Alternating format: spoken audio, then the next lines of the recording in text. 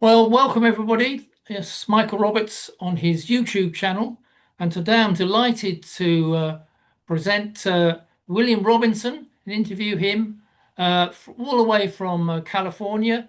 William is a distinguished professor of sociology and international studies at Santa Barbara in the University of California. So it's a long way. We're far apart in time zone, but are hopefully much closer in our ideas. And I'm keen on interviewing William because he's done a number of great books in the past. One of them was Global Capitalism and the Crisis of Humanity, which was over 10 years ago. But now he had in 2025 a brand new book called Epochal Capitalism, The Exhaustion of Global Capitalism. And here it is. Hopefully, if you haven't got it, you should definitely get it because it really provides a very powerful and insightful, succinct account of the state of global capitalism in the 21st century. So I'm taking the opportunity to welcome William and perhaps ask him a few questions to discuss the nature of his book. So let me start, William, with what is, you think, the main message and content of the book that we can present to readers and viewers? Right. Well, first, let me say thank you so much for this invitation. It's really a privilege to be on your program. So, in a nutshell, I'm arguing in the book that global capitalism has entered an epochal crisis, a multidimensional crisis. It's economic or structural, of course. It's social, political, ecological. And as we move through this new century, the 21st century, we're arriving at the historic exhaustion of the conditions for capitalist renewal. I'm not talking about in the next 2 or 3 years, but as the century unfolds. At the economic level, this is a severe crisis of overaccumulation, which in turn generates massive pressure for expansion that aggravates all of the dimensions of the crisis. And what's coming into focus now are these structural, political, economic, social, and ecological barriers to that expansion. The global working class is facing this unprecedented crisis of social reproduction, polarization, and mass deprivation. Politically, we face a crises of state legitimacy, of capitalist hegemony, and of very dangerously mounting geopolitical confrontation. And ecologically, the biosphere is collapsing. Especially, we're seeing limits to capital's ongoing appropriation ability to continue to appropriate extra human nature, which it needs for its own reproduction. So I'll just conclude your opening question by saying I'm not suggesting that global capitalism will collapse and that's the end of it in the next few years. And there may even be, I'm sure we'll get into this in the interview, there may even be a period of productive reactivation and renewed prosperity for a time being. But as we move through this century, we're moving into the twilight of global capitalism. That is very clear, to me at least, and I've said that in the book. Well, what causes a crisis in capitalism? I think you develop this in various parts of the book in different chapters. The question of profitability, the question of lack of demand. How do you pose the question of why capitalism has continual and regular slumps and crises and is getting more and more into difficulty in developing the productive forces and taking the world's humanity forward to it's now impossible for them to achieve any sort of prosperity for the 8 billion in the world. And we have increased poverty and increased inequality and climate change and so on. But what causes these crises that regularly appear in your view, William?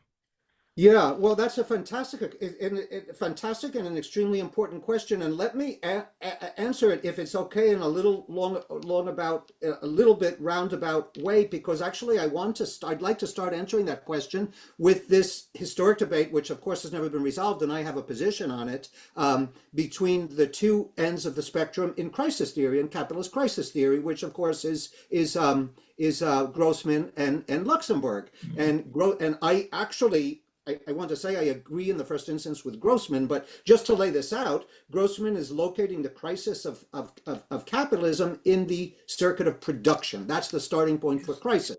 And Luxemburg is locating it in the sphere of the circuit of circulation. And I'm arguing that those two are complementary. And so I just want to break this down a little before I say exactly what causes capitalist crisis and why the current crisis is different than the earlier ones. I don't agree with Luxemburg on the causal origins of the crisis in circulation. On the contrary, for Grossman, and I believe for you, from what I've read of all of your work, and for me, the causal origins is in the rise in the organic composition of capital, and therefore in the decline in the rate of profit. So the causal origins is in production. But what I argue is we also need to bring Rosa Luxemburg in, and not just Rosa Luxemburg, but all of those that look at circulation, because then the crisis is manifested in the sphere of circulation. And so both need to be combined. They are, in my view, complementary. And I think we are following Marx in that. Marx always spoke about the unity of production and circulation, and that it is the decline in the rate of profit because of the organic composition of capital that then leads to overproduction and underconsumption. And that is why, by the way, we might as well add this, that Keynesian fixes will never do the trick, because Keynesian fixes are in the sphere of circulation to raise demand, whereas the crisis starts in the sphere of production. That's where it originates. Only changing capitalist relations of production can we resolve the crisis of capitalism, by basically doing away with capitalism. Otherwise, we always have crises. Now, if you like, I mean, if it's okay with you, I would like to elaborate on these causal origins of crisis. Yeah. So the theoretical position that I take, the meta-theoretical position, or let us say rather the epistemological position, the starting point is what I call the class capital theoretic. So the real causal origins of capitalist crises is actually in the capital-labor relation itself. And that's the problem with both Grossman and Luxemburg and a lot of crisis theorizing. And those two have been called out for this, as if there's no subject in capitalism. It's simply the structural breakdown of capitalism internal to its own contradictions. So in my view, the larger issue is that capitalist crisis cannot be understood just in structural terms alone. That's why I also have the social, political, the economic, the ecological. And secondly, and this is key, capitalist crisis cannot be understood in abstraction from the history of capitalism and of class struggle within that history. And I think, and this is a great challenge for us right now, the most complex and challenging problem in Marxist theorizing is this relationship between the general laws of capitalist development and the motion of capital and the concrete history of the system. Bob or Michael, Bob, you probably are familiar with this work. I just got the book and I haven't read it yet, but there's this Japanese Marxist crisis theorist, Koso Uno. Yeah. Yeah, and he wrote the book Theory of Crisis, and it was very hard to get. And they just came out with a brand new English edition. I have not yet read it, but same here. Yeah, I mean, I heard it's extremely important, and a little embarrassing that I just published this book on crisis, and I'm saying it's a contribution to crisis theory, and I haven't read that book. But the reason I'm saying this is because what I understand he's saying there is that you can understand crisis, capitalist crisis, in abstraction from the real history of capitalism. And that's where I fundamentally disagree, and that's where my book comes in, that the inner logic of capitalist crisis, of capitalism, is only manifested in the real history of capitalism, and specifically because I know that you were going to, you wanted to discuss this in these great waves of class struggle and of class conflict. So if you, I mean, I can elaborate on that if you like. Well, would you say, William, that let's dissect that a little bit. Would we say that the inner logic of capitalist crises, the contradictions within the capitalist system, lead to a series of slumps and crises, or even if whatever happens, the capitalists are forced into that position? The point about the political repercussions of that is that capitalism will continue to survive. There is no permanent crisis unless the class struggle intervenes and changes that picture, and the working class can take control of the means of production and begin to plan the economy and basically replace capitalism with a new system. If that's not Uh-huh. replaced, then we will have these continual crises. Isn't that what Grossman and Luxemburg are saying? That they found ways in which they understand the crises to be chronic, recurrent, and Well, yeah. impossible to replace. Well, yes, but there's two dimensions to that. The Hmm. second dimension is what I'm arguing in this new book. The first dimension is absolutely crisis is inherent to capitalism. There's no way capitalism can function. There's no without crises. Absolutely no way. It's chronic to capitalism. There will always be crises. And as I discuss in the book too, and because there's a lot of different crisis theory, it's been over 100, 130, 140. Well, actually, post Marx, it's still been 125, 30 years of crisis theorizing. Yourself included. So there are these the recurrent cyclical crises, recessions, dips, corrections, whatever you want to call it. Then there's the bigger structural crises, the structural crises that take place every 40 to 50 years. They're what I call restructuring crises because they're so severe that the ruling groups, again in the context of class struggle, have to fundamentally restructure the system. And so there's been waves of structural crises and restructuring. But you're 100% right that there was and both Luxemburg and Grossman 100% right that there's always crises. But here's what I'm arguing, which in the book I'm trying to take it a step further, and I'm saying that capitalism cannot linger on indefinitely. It cannot because there is the endless crises, but there are limits to the reproduction that are now coming into focus. The reproduction of global capitalism. Luxemburg and Grossman were right that it can go on indefinitely if you just look at the internal logic of Yeah. capitalism and its crises. And that's why I'm critiquing, embarrassingly, without having read the book yet, cosa uno, because it can't. Go on indefinitely, we are reaching the conditions which allow capitalism to reproduce itself as a globalized system. For me, really, the urgent matter is, will the demise of global capitalism lead to the collapse of human civilization, or can we overthrow it before it destroys us? Because at this point, capitalism is an extinction force. And so it's no longer, I like to quote here Rosa Luxemburg, as we all do, it's no longer socialism or barbarism, it's now socialism or extinction. Yeah. Well, I agree with your point about William about this. It's not just the booms and slumps.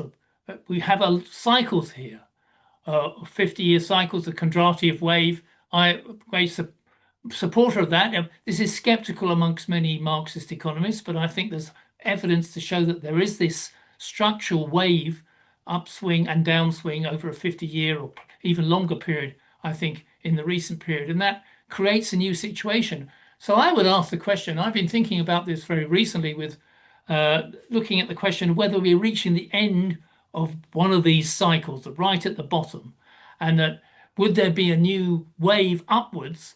And of course, the line at the moment amongst mainstream economists and so on is that artificial intelligence is going to save the day.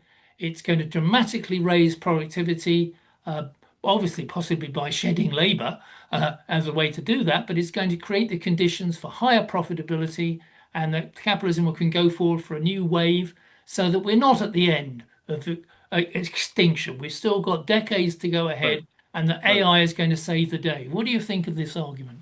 Right. Yeah. I mean, fantastic question. We got to unpack this. But let me just say, if we can avoid World War III, because we will not survive World War III, but assuming we survive Yeah. World War III, let's discuss this. And let me start by saying, with the Kondraty of cycles and these long waves of crisis and restructuring, that is why I'm saying you can't study the capitalist system outside of the real history of capitalism, because otherwise you don't have the long historic perspective and you don't see these Yeah. Kondraty of waves and these other deep cycles, deep historical cycles. So let me just say, before getting into the digital side of things, because I agree with the mainstream economists and pundits that there could be a recovery of profitability. But let me get to that in a minute. Let me first respond to the other thing, your the other thing about these great waves, and because you're saying we're at the cusp, we're at the edge right now, the We could abyss be, of a yeah, new one, yeah. and I agree with you 100% on that. But let me put it quickly into a historical perspective that we've had, if we just start the story with the 20th century, we had two great crises. We had the crisis of the Great Depression of the 1930s, Yep. then we had the crisis of the 1970s, right? And both of those would be these long cycles of crisis and restructuring. And that is also where class struggle and these other factors come into being, not Yes. just the internal dynamics of capital accumulation and the laws of that accumulation. You had in the 1930s worldwide, but let's just talk about the United States for a minute. We had massive class struggle and social upheaval. We had a militant communist party, we had a socialist party, we had the radicalization of the trade unions, independent trade unions. We had all of this going on, and it forced on, in Europe that led to fascism, but here it forced the ruling classes, the response to the crisis of capitalism, right? Forced the ruling classes in the context of that militant class struggle to develop a new form of capitalism, to restructure the system, specifically develop Fordist Keynesian capitalism. You want to, And we had World War. We had World War as a way exactly. out. And World War, exactly. And when you emerge from World War, we have a new type of capitalism, which is, in the key thing is the state is intervening in the economy to regulate markets and for redistribution. But then you have the next crisis of the 1970s. And in that crisis of the 1970s, once again, that's following the period of mass upheavals worldwide, class struggles, social struggles, Yes. national liberation struggles, anti-colonial struggles, on and on. That's And my generation, William. That's that's your when I was generation. an active militant because the class struggle was so intense in the 1970s. We had a fall, a load of Bonapartist and fascist regimes fell in Right. Europe, Greece, Portugal, Spain, Italy as well. Uh, that transformed the position, the Vietnamese War, the colonial revolution. This was a period where capitalism was in deep crisis with a fairly strong working class in the advanced countries and a colonial revolution in the now so-called global south, and yet it had didn't have the profitability to cope with that. So we had the intense class struggle, but they won in the end with a series of slumps.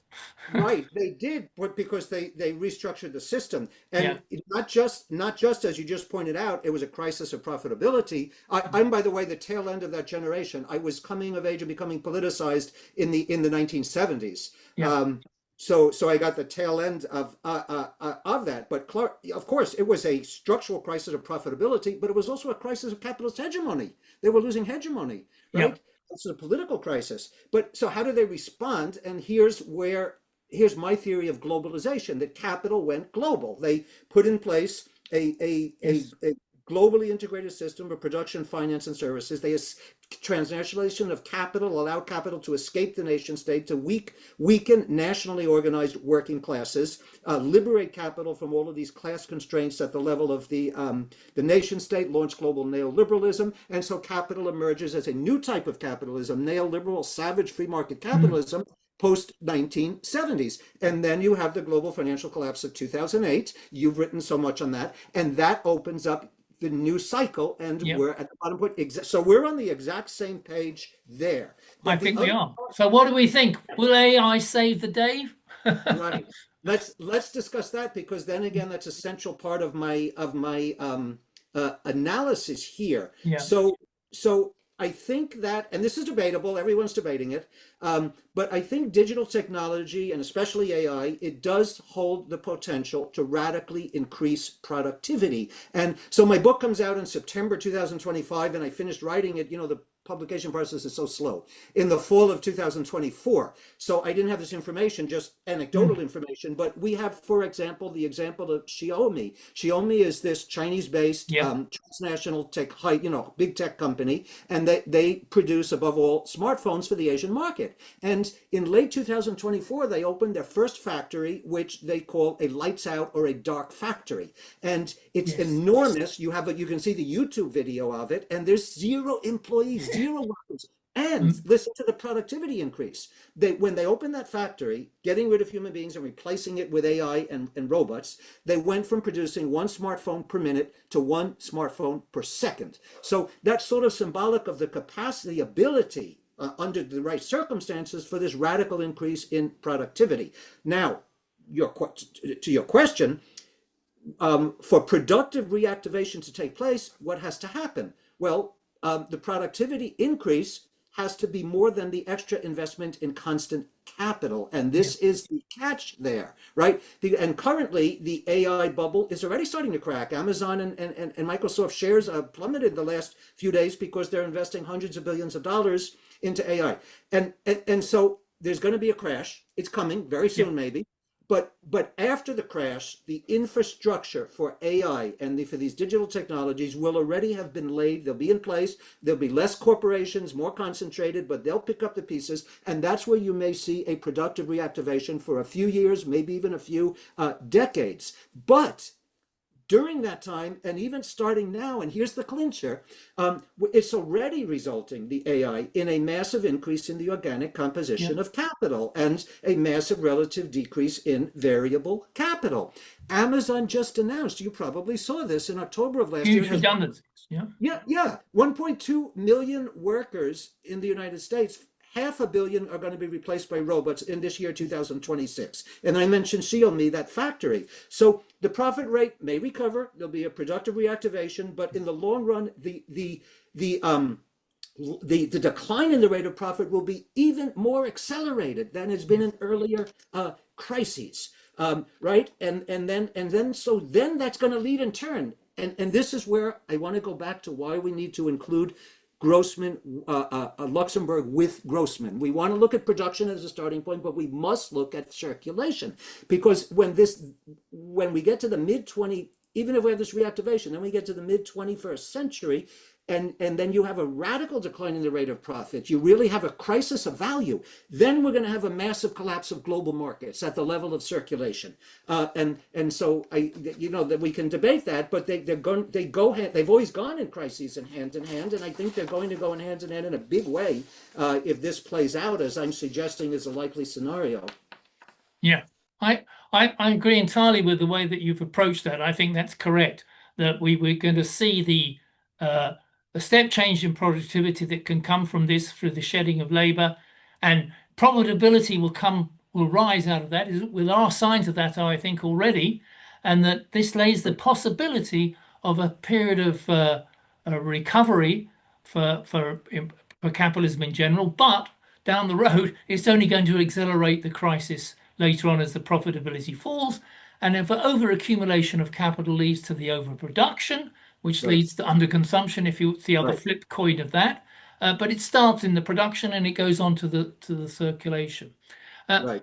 well, now at the moment we also have a huge, how can I put it, imbalance. We have a position where the hegemony of US imperialism is under threat, not only from China, but from the general inability of the US to sustain its position in world markets, not just in manufacturing, but elsewhere.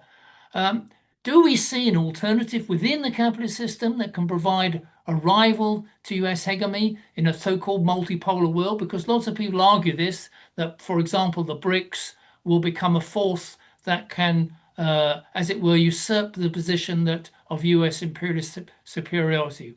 Do you think that's a possibility? Do you agree with that idea?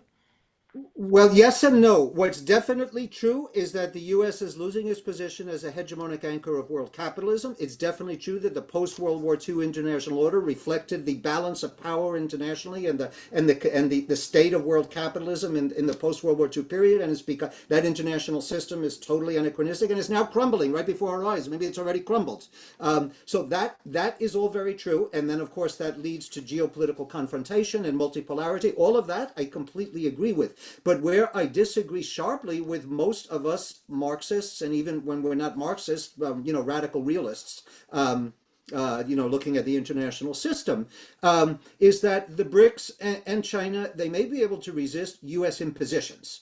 U.S. imperialism, if we want to call it that. I don't have a problem with the term imperialism. It's just we need to unpack what we mean by it. But Okay. the BRICS and China, they can resist U.S. impositions, but they are not going to because they do not intend to resist transnational capitalist exploitation.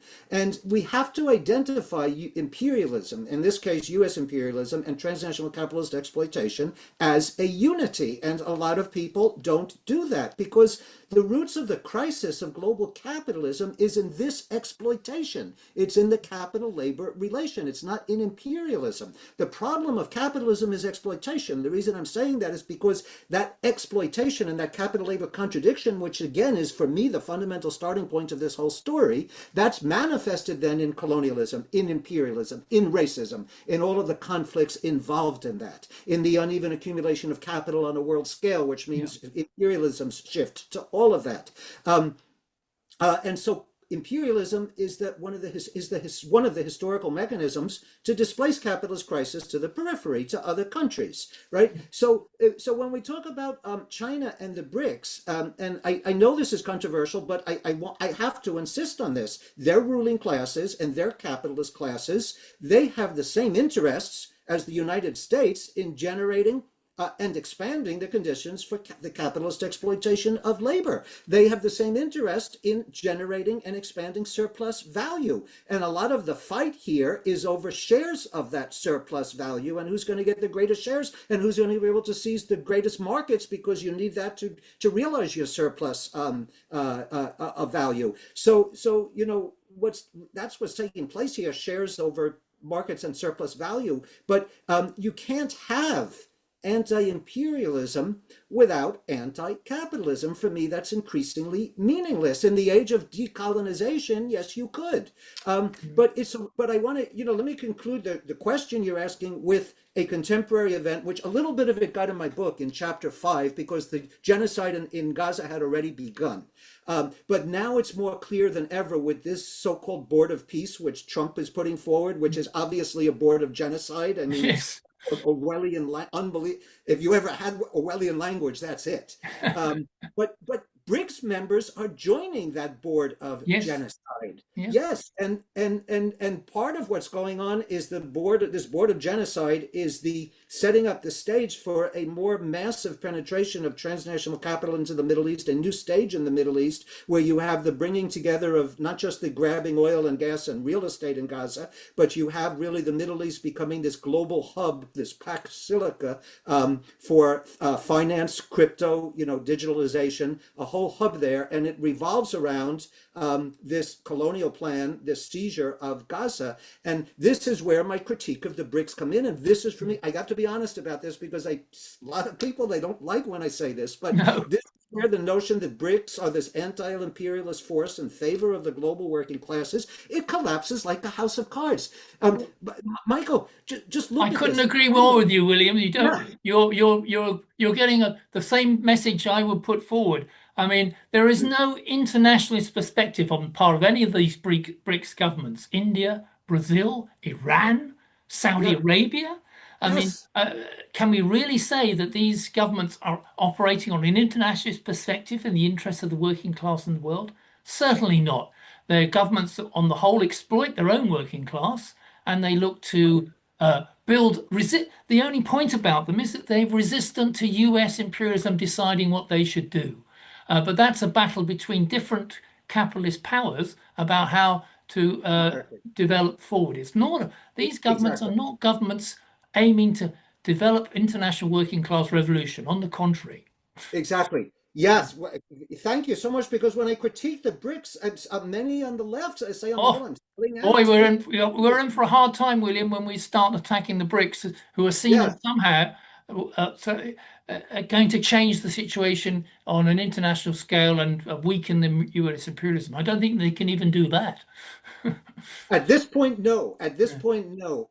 The only thing you can say is a more multipolar world opens up space for the global working and popular classes from below to strategically maneuver in their struggles, Let's hope right? so. Yeah. Our Mhm. struggles. Yeah. So, would you like to sum up how you want to see the picture over the next 10 years for global capitalism and what that means for the working class? How, as in the class struggle, that's going to unfold? And our last Yes. question, really. Sure. If I have a few minutes, because remember at the beginning of the interview, I said that, so there's a whole history of theorizing on capitalist crisis, and it focuses on that structural dimension, on the laws, on the laws of capitalist development and contradiction. And of course, again, that's the starting point. But for me, it's then manifest, it's part of a larger story of the political, social, ecological, and even ideological dimensions of the actual real history of capitalism and class struggle. So if it's okay, and I don't know how much more time we have in the interview, About a but can couple I? of minutes or so. Yeah. Okay, so I'll do it as quick as I can. On the one hand, we have the social and political dimensions of the crisis. At the social level, we have this dramatic expansion of what I call surplus humanity. Marx had spoken about the reserve army of labor, and he spoke about floating, latent, and stagnant labor. Stagnant is that part which is just expelled out of the circuits of capital for whole lifetimes, right? And what we're seeing is a dramatic expansion of that category, what I'm calling surplus humanity. This is, and if you go by ILO data, International Labor Organization data, this is up to 2 billion people Yeah. out of a global working class of 5 billion people. So it's no longer just this tiny stagnant sector. And this is a sector of humanity that does not form a significant market because such low income, and the surplus value is not being pumped out of them, and they're a result of this massive new round of primitive accumulation and global enclosures over the last half century. The whole world is now engulfed in global capitalism. There's no new frontiers to be No. conquered. There's no new countries to be integrated. You have this working class of 5 billion, 2 billion of which are simply surplus. So there's this unbelievable crisis of social reproduction. And I guess I don't have enough time to go into a whole lot of detail on that, but I do want to say that it's just the fact that 2 billion people may just die or be genocided to death is not necessarily a problem for capital. It is for humanity, for us, for those 2 billion people, for all of us, for the global working class. But it becomes a problem when it impedes, when it undermines the ability for global capitalism to keep on functioning, to keep on accumulating. And for reasons which clearly we don't have enough time to go into right now, that is we're reaching those points in the next Yeah. few decades. So the crisis of social reproduction will become a crisis for capital itself. And then finally, the ecological dimensions. If we ended the interview without me saying this, we would really be remiss. Give me just a moment or so to say it's not here just climate change. Let's analyze this and theorize this. That's what I try to do in the book, bring all of these factors together for the big picture. The turnover time of capital always has to accelerate. We know that, constantly accelerate. Whereas the turnover time for nature, it is steady. It can't accelerate. So let me give you an example of what I mean. You chop down a whole forest for the timber, right? And then you have to plant trees. So capital has to accelerate. It has to chop down more and more and go quicker and quicker in its turnover time, whereas the trees have a fixed growth rate. Nature has its own rhythm. The same thing with land. You destroy land, it has to stay fallow for a given period of time, but capital has to accelerate its turnover. And historically, capital has been able to keep on doing this because it appropriates more and more of extra human nature. But we're reaching the end of the natural frontiers for the expansion of capital. This is qualitatively new to this crisis, right? It's not like in the earlier crisis. The frontiers of appropriation are closing, and there's limits to nature as both a tap and as a sink. And the data, I think, actually comes from a British research group, is that it's a UN. I think it's a UN report that by 2050, there'll be up to 1.2 billion climate refugees. So climate change is making, and then this is the British report, that climate change, a British government report, will make, if things continue, by mid-century, 1/3 of the landmass on the planet uninhabitable, too hot for human Yes. habitation. So outdoor labor becomes impossible. Already 6,500 people Yeah. died during those World Cup in Dubai, where forgot where in the Middle East, the last World Cup. 6,000 Qatar. 6,500 workers died. So we're moving to a situation where outdoor labor in 1/3 of the landmass will be impossible. You're going to have collapse of supply lines of energy infrastructure. And very simply, I'll end with this. This is actually almost word for word in the book. An uninhabitable earth is not a place where capital can freely accumulate. So all of this comes together, and that's why I call it an epochal crisis. Well, that's a great finish, William. We've just about run out of time on the YouTube that we've got available. So, guys, that's the book. You should definitely get it.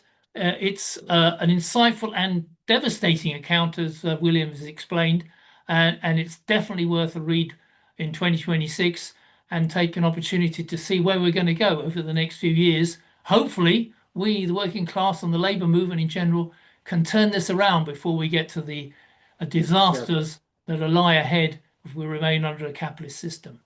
I'd like to thank William again for coming to speak with us and doing the interview. And perhaps we can discuss further, William, at a future date when you've got some more things to say. Yeah. Thank you so much for inviting me. It's really been a privilege to be on your program.